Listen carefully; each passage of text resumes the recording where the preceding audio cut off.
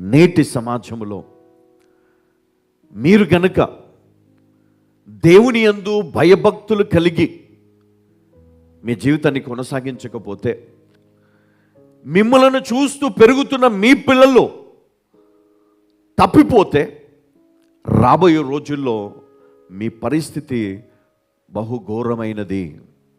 ఈరోజు నీ పిల్లల్ని మాట వింటలేరని వదిలేస్తావు. ఈరోజు నీ పిల్లలు వారు మందిరానికి రావట్లేదని వదిలేస్తావు. ఈరోజు నీ పిల్లలు దేవుని వాక్యం వినట్లని వదిలేస్తావు.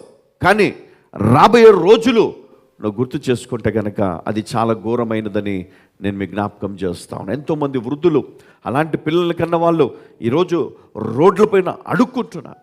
ఈరోజు రోడ్లపైన వారిని విసిరివేస్తున్నారు. ఈరోజు వారిని ఇంట్లోంచి తరిమి వేస్తున్నారు. ఎందుకో తెలుసా? ఒకప్పుడు నువ్వు నన్ను చూసుకోలేదు, ఒకప్పుడు నువ్వు నన్ను ప్రేమించలేదు, ఒకప్పుడు నేను తప్పు చేసినప్పుడు నువ్వు నన్ను గద్దించలేదు. మరి ఈరోజు నేను చెడిపోయాను.